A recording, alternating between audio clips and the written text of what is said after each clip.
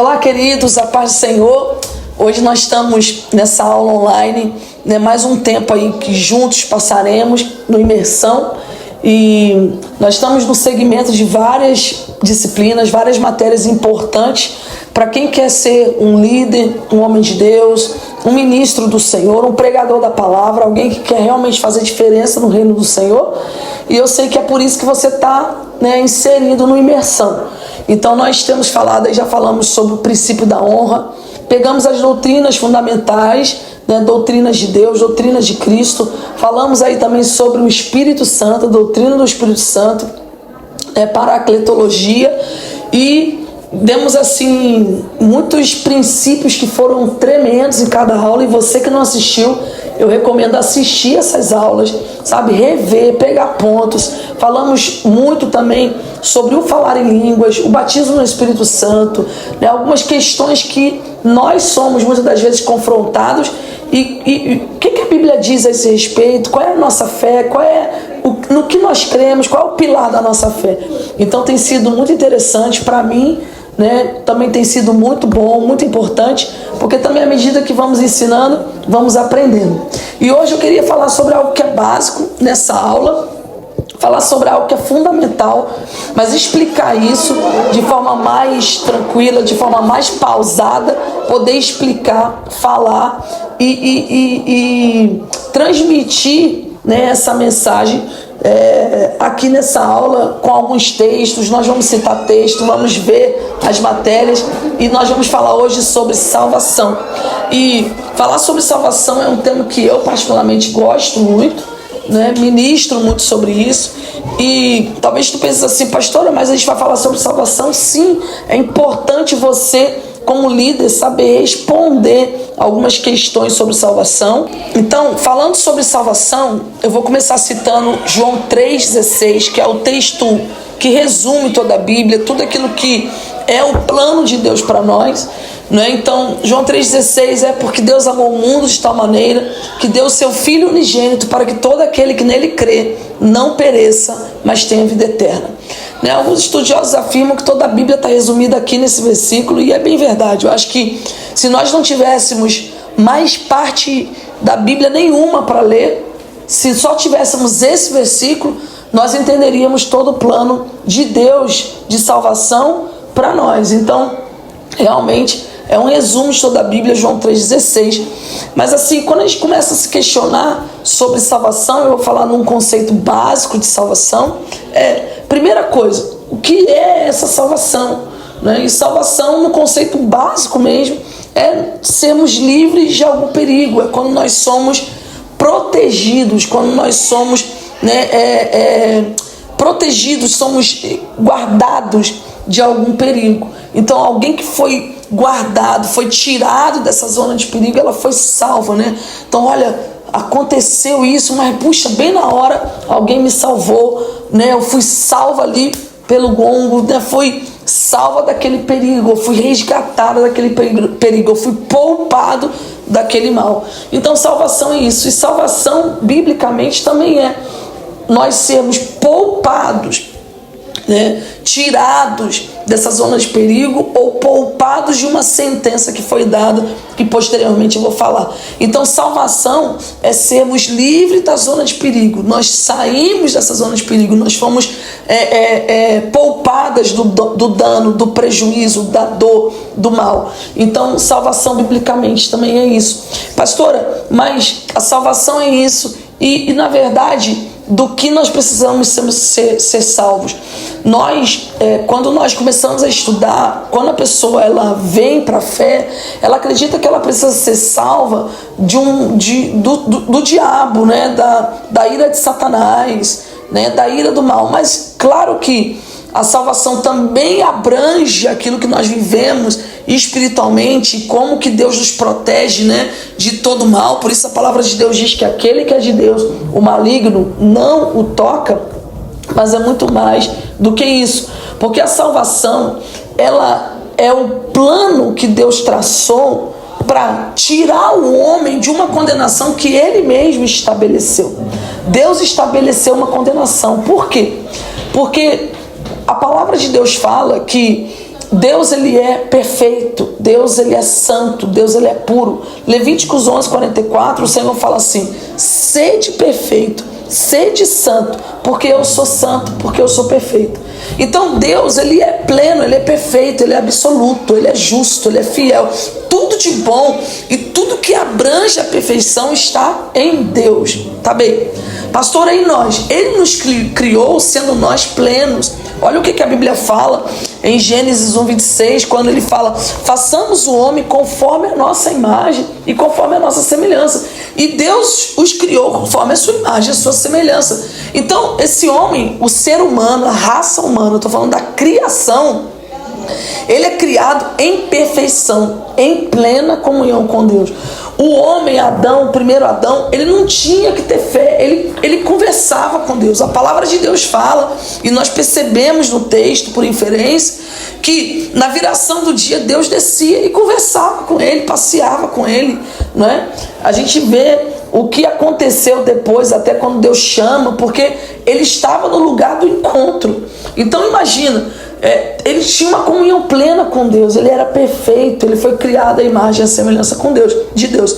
Só que algo aconteceu, e Paulo fala disso na sua carta aos Romanos, no capítulo 5, no versículo 12, ele fala: por um homem entrou o pecado no mundo, e pelo pecado entrou a morte. Logo a morte passou a reinar sobre todos os homens, porque todos pecaram. Então o que aconteceu? Quando Adão e Eva, eles pecaram, o pecado entrou na raça humana. E quando o pecado entrou na raça humana, nós fomos, na nossa natureza espiritual, degenerados, como se fosse desconstruídos, né, nessa nossa plenitude com Deus. E aí entrou o pecado, e o pecado é a transgressão da lei de Deus. O homem transgrediu uma lei, o homem pecou, desobedeceu a Deus, transgrediu essa lei de Deus. E quando transgrediu essa lei de Deus, o que o pecado ele faz? Ele vai degenerar a raça humana. Por isso Davi fala: em pecado fui gerado, em pecado me concedeu minha mãe. É a palavra de Deus que diz: não há um justo sequer, porque o pecado nos degenerou, mas o pecado também, ele faz uma barreira entre Deus e o homem. E Deus estabeleceu uma sentença para o pecado. Qual é a sentença do pecado, pastora? Romanos capítulo 6, versículo 23. O salário do pecado é a morte. Então o que Deus está dizendo para nós? Deus está dizendo que Ele é santo. E aí a palavra de Deus vem dizendo que o pecado entra no mundo, corrompe a nossa natureza humana, nos afasta de Deus, mas por outro lado Deus está dizendo que aquele que pecar, o salário do pecado é a morte. Há um texto do profeta, se eu não me engano é em Jeremias, que fala que a alma que pecar, esta morrerá. Então havia uma sentença. Qual é a sentença? A alma que pecar, esta morrerá. O salário do pecado é a morte. Pronto. Então Deus estabeleceu a punição para o pecado. Qual é a punição para o pecado? A morte. Quem peca deve morrer. Pronto. Quando nós, em Adão, porque nós somos descendentes de Adão, herdamos essa natureza pecaminosa, o que passou a acontecer na raça humana? O homem não consegue não pecar. Nós temos uma inclinação para o pecado. Por isso que a palavra de Deus diz que aquele que diz que não tem pecado já está pecando, já está mentindo, já se faz mentiroso. Por quê? A palavra de Deus fala em Romanos capítulo 3, versículo 23, que todos pecaram e foram destituídos da glória de Deus. Então, nós temos uma natureza pecaminosa. A minha pergunta é: você consegue não pecar? Nesses 20 anos, 30 anos, 40 anos que tu tem, 50, 25, 15, quantos pecados você acumulou? Tem alguém aqui entre nós que fala assim: não, eu não tenho pecado? Ninguém. Todos nós pecamos. Exemplo, você já mentiu na vida? Se já, quem mente é o quê? Quem mente é mentiroso. Então você e eu somos o quê? Mentirosos. Então, já pegou alguma coisa de alguém? Mas quando criança, quando adolescente, pegou uma borracha, pegou um lápis, ou algo maior. Já pegou, mesmo que seja a esposa pegando a carteira do esposo, né? Pronto, bem que são uma só carne.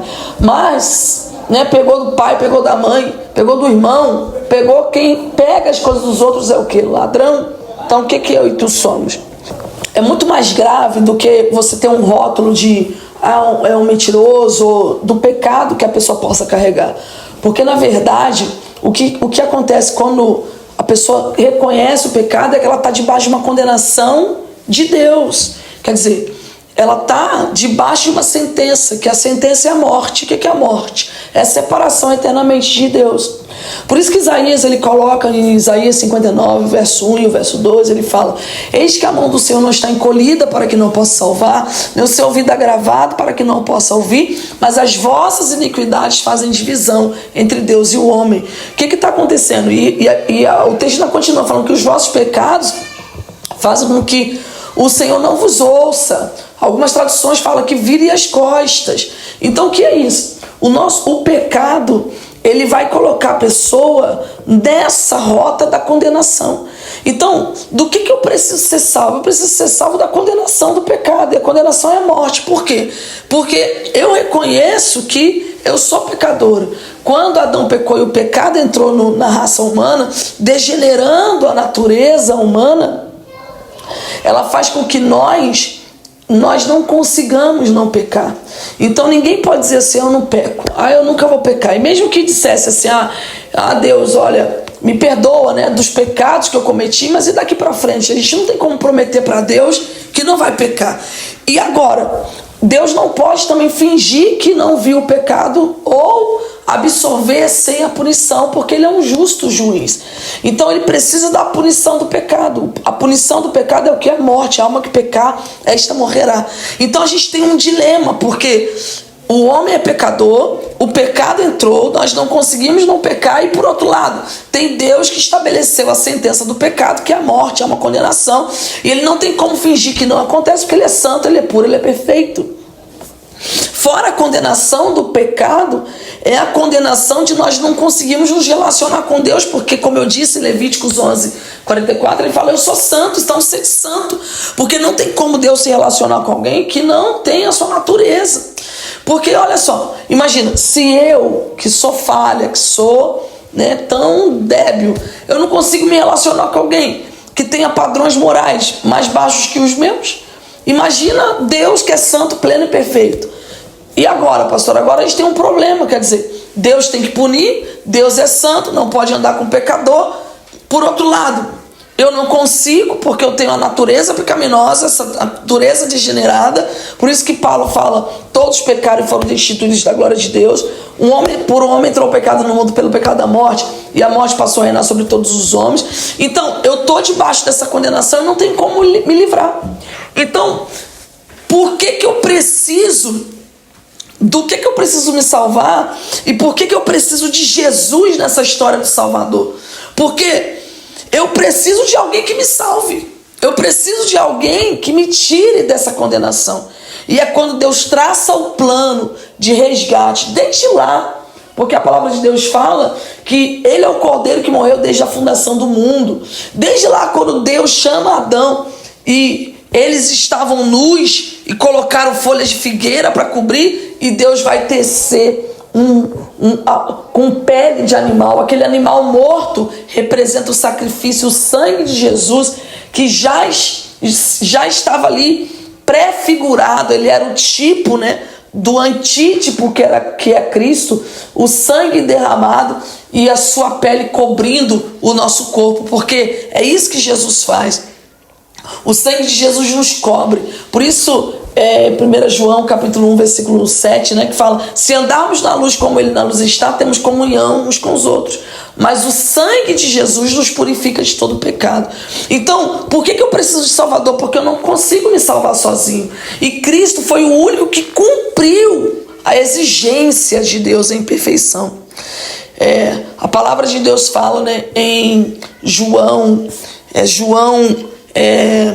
8:46, se não estou em erro, mas eu vou colocar aí na tela, que fala, Jesus, as pessoas chegaram e falam assim: quem é que me convence de pecado?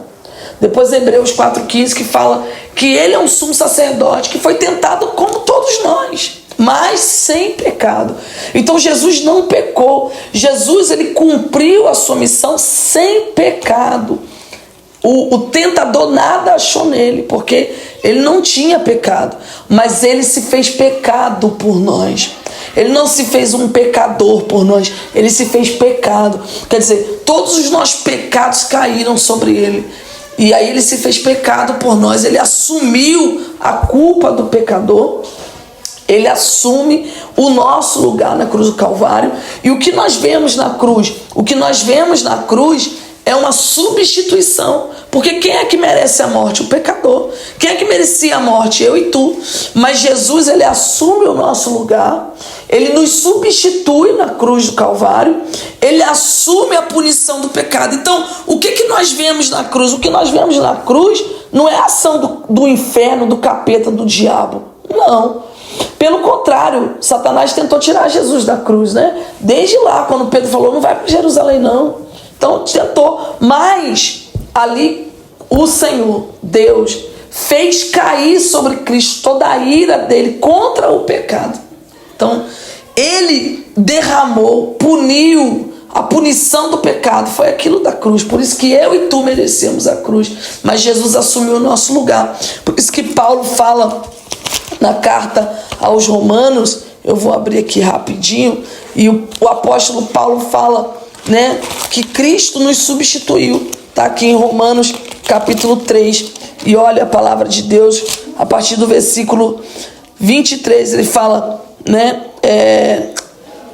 a partir do versículo 21, mas agora se manifestou uma justiça que provém de Deus, independente da lei, da qual testemunham a lei e os profetas, justiça de Deus mediante a fé em Jesus Cristo, para todos os que creem. Não há distinção, pois todos pecaram e estão destituídos da glória de Deus, sendo justificados gratuitamente por sua graça, por meio da redenção que há em Cristo Jesus. Deus o ofereceu como sacrifício para propiciação mediante a fé pelo seu sangue, demonstrando a sua justiça. Então, o que aconteceu na cruz do Calvário? A demonstração da justiça de Deus. Em sua tolerância, havia deixado impunes os pecados anteriormente cometidos, mas no presente demonstrou a sua justiça, a fim de ser justo e justificador daquele que tem fé em Jesus. Então, a justiça de Deus se manifesta em Cristo, a punição do pecado. E agora, pastora? Agora se cumpre o que nós lemos, João capítulo 3, versículo 16. Deus amou o mundo de tal maneira que deu o seu Filho unigênito, para que todo aquele que nele crê não pereça, mas tenha vida eterna. Então, o que é a salvação? A salvação é o próprio Deus traçando um plano para nos livrar da morte, para nos livrar da condenação. Não é à toa que o próprio apóstolo Paulo fala aqui no capítulo de número 8, ele fala, portanto, agora já não há condenação para os que estão em Cristo Jesus. Que condenação é essa? A condenação que pesava sobre nós por causa do pecado. Então, essa condenação de morte, estávamos sentenciados. Todos nós estávamos andando em direção ao abismo, né? Mas o Senhor, pela sua graça, pelo seu favor, nos tirou de lá. Por isso que o apóstolo Paulo, na sua carta aos Efésios, olha o que ele fala, gente. Vocês estavam mortos em suas transgressões e pecados, nos quais costumavam viver quando seguiam a presente ordem deste mundo e o príncipe do poder do ar, o espírito que agora está atuando nos que vivem na desobediência. Então Paulo fala, nós estávamos mortos em nossas ofensas, pecados e delitos, mas agora nós fomos salvos, e salvos pela graça. Então não é um esforço nosso, é algo que vem, é o favor de Deus. Então Deus cria o homem perfeito, o homem cai, ao invés de Deus desistir da raça humana, ele traça um plano de salvação. E a Bíblia, a gente, de Gênesis a Apocalipse, o tema da Bíblia é Jesus e a manifestação do amor de Deus através de Cristo Jesus, operando salvação em nossa vida, desde o começo, em Gênesis, e mostrando o fim em Apocalipse, quando será a remissão de todas as coisas, a plenitude de todas as coisas, e nós seremos completamente restaurados, nosso corpo, nosso espírito, tudo será restaurado, novo corpo, novo nome, estaremos com o Senhor para sempre, né? Herdando de novo, vivendo de novo nessa nova natureza espiritual que o Senhor nos fará, né, experimentar dentro desse plano original, né? O homem foi degenerado, então há uma restauração de todas as coisas, inclusive, né, do ser humano. Então, pastor, o que é a salvação? Deus traçando esse plano de resgate do ser humano, tirando esse homem da condenação do pecado, aqueles que creem no seu nome, e o colocando na rota da vida. Por isso a palavra de Deus fala que Jesus veio, João 10:10, para que tenhamos vida e vida em abundância. No texto que lemos em João capítulo 3, olha o que o evangelista fala, né? O apóstolo: porque Deus amou o mundo de tal maneira que deu seu único filho para que todo aquele que nele crê não pereça, mas tenha vida eterna. Mas na continuação ele fala: pois Deus enviou o seu filho ao mundo não para condenar o mundo, mas para que o mundo fosse salvo por meio dele. Então, Jesus, ele salva aqueles que nele creem, salva do perigo, salva da condenação, salva da sentença de morte. E nós somos alvos dessa salvação. Por isso que a salvação só está em Cristo Jesus. Ele é o único mediador. Paulo fala em Timóteo, né? Entre Deus e o homem. É Jesus Cristo o homem. Porque ele é a ponte, ele é o caminho. Lá em Apocalipse, capítulo 5, versículo 9, a palavra de Deus fala: e cantavam um novo cântico dizendo: digno é o cordeiro que foi morto, e com o seu sangue comprou para Deus homens de todas as tribos, língua, povo e nação. Então, através do sangue de Jesus que nós fomos comprados, né? Nós não fomos comprados com ouro, com prata, com coisas corruptíveis, mas nós fomos comprados pelo precioso sangue de Jesus. Esta é a salvação. Amém? Nós fomos comprados pelo sangue de Jesus. Então, todos os caminhos levam a Deus? Não. Só tem um caminho que leva a Deus, que é Jesus. Por isso que ele disse: eu sou o caminho, a verdade e a vida. Ele não disse um caminho. Ele não disse uma verdade. Ele disse: eu sou o caminho, artigo definido. Eu sou a verdade, eu sou a vida. E ninguém vem ao Pai senão por mim. Só em Cristo há salvação, e só Ele é o nosso Salvador.